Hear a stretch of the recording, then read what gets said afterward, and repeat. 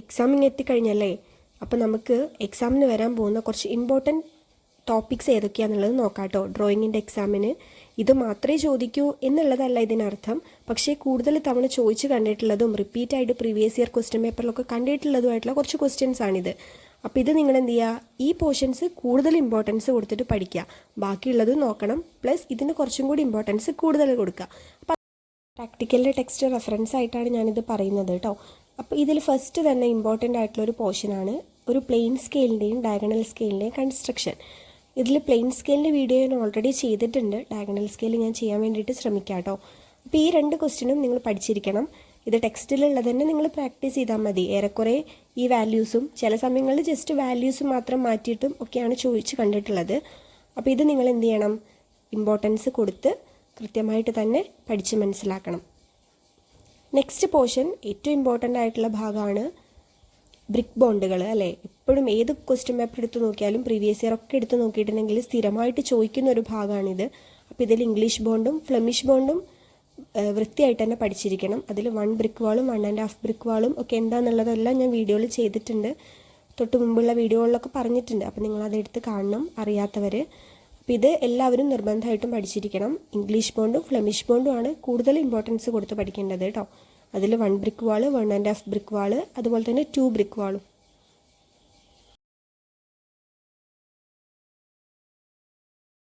അടുത്തത് ഫൗണ്ടേഷൻ എന്നുള്ള ചാപ്റ്ററാണ്. ഇതിൽ ഷാലോ ഫൗണ്ടേഷൻ്റെ ഭാഗത്തു നിന്നുള്ള single footing for a column അത് നോക്കണം. പിന്നെ അതേ stepped footing for a column എന്നുള്ള ആ ഒരു പോർഷൻ നോക്കണം. പിന്നെ നെക്സ്റ്റ് സ്ലോപ്പ്ഡ് ഫൂട്ടിങ്ങുള്ള പോർഷനുണ്ട്. അപ്പോൾ ഇതിൻ്റെയൊക്കെ ക്വസ്റ്റ്യൻസ് വെച്ചിട്ട് വേണം നിങ്ങൾ നോക്കാൻ കേട്ടോ. തൊട്ട് ലെഫ്റ്റ് സൈഡിൽ ഇതിൻ്റെ എല്ലാം ക്വസ്റ്റ്യൻ പോലെ കൊടുത്തിട്ടുണ്ട്.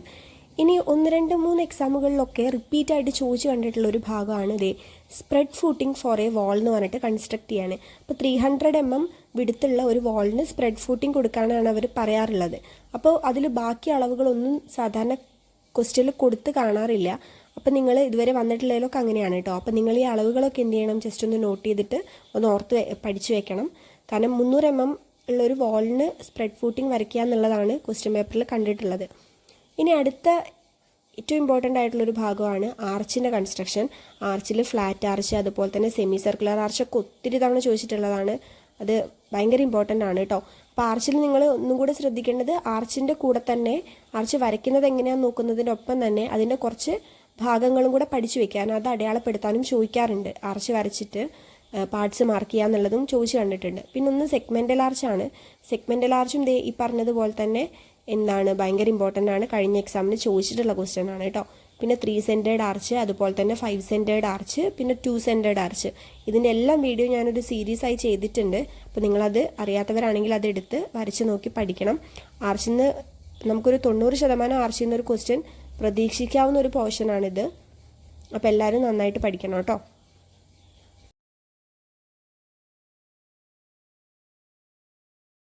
ആർച്ച് കഴിഞ്ഞാൽ പിന്നെയുള്ളൊരു പോർഷനാണ് ലിൻഡൽ എന്ന് പറയുന്നത്. അപ്പോൾ ലിൻഡലും നിങ്ങൾ ജസ്റ്റ് ഒന്ന് നോക്കി വെക്കുക. ലിൻഡൽ വരയ്ക്കാൻ കുറച്ചും കൂടി എളുപ്പമാണ് ആർച്ചിനെ അപേക്ഷിച്ച് നോക്കുമ്പം. അപ്പോൾ അതിൻ്റെ സെക്ഷനും എലിവേഷനുമാണ് കൊടുത്തിട്ടുള്ളത്. ഇത് പല മെറ്റീരിയൽ കൊണ്ടുള്ള ലിൻഡലുകളാണ്. അപ്പോൾ അതും ഒന്ന് കൃത്യമായിട്ട് നോക്കി വെക്കുന്നത് നന്നായിരിക്കും. പിന്നെ ഇതിൽ ഈ ലിൻഡൽ വിത്ത് RCC ചജ എന്ന് പറഞ്ഞിട്ടുള്ള അല്ലെങ്കിൽ സൺഷെയ്ഡും ലിൻഡലും കൂടെ ചേർന്നിട്ടുള്ള ഒരു പോർഷൻ്റെ സെക്ഷൻ്റെ ഒരു ഫിഗർ ഉണ്ട്. ഇത് ഒരു പ്രീവിയസ് ഇയർ ക്വസ്റ്റ്യൻ ആയിട്ട് കണ്ടിട്ടുണ്ട് കേട്ടോ മുമ്പ്. അപ്പോൾ ഇത് നിങ്ങളൊന്ന് നോട്ട് ചെയ്ത് പഠിക്കുന്നത് നന്നായിരിക്കും. പിന്നെ ഭയങ്കര ഇമ്പോർട്ടൻ്റ് ആയിട്ടുള്ളൊരു ഭാഗമാണ് പാനൽഡ് ഡോറ് വരയ്ക്കുക എന്നുള്ളത് കേട്ടോ. അപ്പോൾ ഡോറിൻ്റെ 2 സെക്ഷൻ, വെർട്ടിക്കൽ സെക്ഷനും ഹൊറിസോണ്ടൽ സെക്ഷനും അത് പ്രൊജക്റ്റ് ചെയ്ത് വരയ്ക്കുക. പാനൽ ഡോറിൻ്റെ എലിവേഷൻ കൃത്യമായിട്ട് പഠിച്ചു വെക്കുക. സൈസുകൾ നോക്കി വെക്കുക, ഹൈറ്റും വിഡ്ത്തും കാര്യങ്ങളൊക്കെ. അതിൻ്റെ ഉള്ളിലുള്ള കുറച്ച് അളവുകൾ നിങ്ങളൊന്ന് നോട്ട് ചെയ്ത് വെക്കുന്നത് നന്നായിരിക്കും കേട്ടോ. പിന്നെ സ്റ്റെയറിൻ്റെ ഭാഗം 90% പല പരീക്ഷകൾക്കും സ്ഥിരമായിട്ട് ചോദിച്ചു കണ്ടിട്ടുള്ളതാണ് സ്റ്റെയറിന് തന്നെ RCC ഓപ്പൺ വെൽ സ്റ്റെയറും അതുപോലെ തന്നെ RCC ഡോഗ് ലെഗ്ഡ് സ്റ്റെയറുമാണ് അധികവും കണ്ടിട്ടുള്ളത്. ഡോഗ് ലെഗ്ഡ് സ്റ്റെയർ ആണ് പലപ്പോഴായിട്ട് ചോദിക്കാറുള്ളത്. ഈ കഴിഞ്ഞ ഒരു പരീക്ഷയ്ക്ക് ഓപ്പൺ വെൽ സ്റ്റെയറും ചോദിച്ചിട്ടുണ്ടായിരുന്നു. അപ്പോൾ രണ്ടിൻ്റെ എലിവേഷൻ സെയിം ആണ്. ഓപ്പൺ വെൽ സ്റ്റെയർ ആകുമ്പോൾ അതിൻ്റെ ഇടയ്ക്കൊരു സ്പേസ് ഉണ്ടായിരിക്കും എന്നുള്ളത് മാത്രമാണ് ഒരു ഡിഫറൻസ്. ഡോഗ് ലെഗ്ഡ് സ്റ്റെയർ ആകുമ്പം ആ സ്പേസ് ഉണ്ടായിരിക്കില്ല. രണ്ടിൻ്റെ എലിവേഷൻ സെയിം ആണ്. അപ്പോൾ അതിലും നിങ്ങൾ RCC റെയിൻഫോഴ്സ്മെൻറ്റ്സ് ഒക്കെ കൊടുത്തിരിക്കുന്നത് അതിൻ്റെ കുറച്ച് അളവുകളും കാര്യങ്ങളും ഒക്കെ നോക്കി വയ്ക്കാം. അടുത്തൊരു ചാപ്റ്റർ റൂഫാണ്. റൂഫിൽ നിന്ന് കപ്പിൾ ക്ലോസ് റൂഫ് അതുപോലെ തന്നെ single collar roof, collar and scissor roof, next double purlin roof, rafter and purlin roof, അതൊക്കെ ജസ്റ്റ് ഒന്ന് നോക്കി വെക്കുക. പിന്നെ ഈ ഒരു കിങ് പോസ്റ്റ് ട്രസ്സും ക്യൂൻ പോസ്റ്റ് ട്രസ്സും കുറച്ചും കൂടി ഇമ്പോർട്ടൻ്റ് ആയിട്ടൊന്നും കൂടെ നോക്കി വെക്കുക. ഇതും ഒരു പ്രീവിയസ് ഇയർ ക്വസ്റ്റ്യൻ പേപ്പറിൽ കണ്ടിട്ടുണ്ട് കേട്ടോ, കുറച്ച് മുമ്പേ വർഷങ്ങളിലൊക്കെയുള്ള. അപ്പോൾ ഇതുവരെ നിങ്ങളൊന്ന് കൃത്യമായിട്ട് നോക്കി വെക്കുക. പിന്നെ ഉള്ളത് ഈ ലെവലിങ്ങിൻ്റെ ക്വസ്റ്റ്യൻസ് ആണ്. അത് റൈസ് ആൻഡ് ഫോൾ മെത്തേഡും അതുപോലെ തന്നെ ഹൈറ്റ് ഓഫ് ഇൻസ്ട്രുമെൻറ്റ് മെത്തേഡും നിർബന്ധമായിട്ട് നിങ്ങൾ പഠിച്ചിരിക്കണം.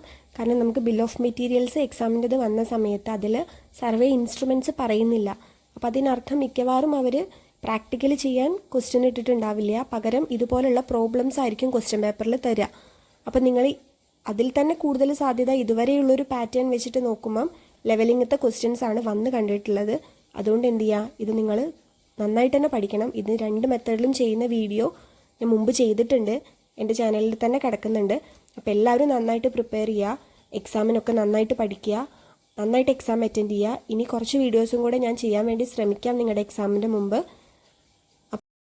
അപ്പോൾ എല്ലാവരും എൻ്റെ ചാനൽ ഇഷ്ടപ്പെട്ടിട്ടുണ്ടെങ്കിൽ ഒന്ന് സബ്സ്ക്രൈബ് ചെയ്യണേ. നിങ്ങളുടെ കൂട്ടുകാർക്കൊക്കെ ഷെയർ ചെയ്ത് കൊടുക്കണം, അവർക്കും ഇതൊരു ഉപകാരപ്പെടട്ടെ. അപ്പോൾ താങ്ക് യു ഓൾ.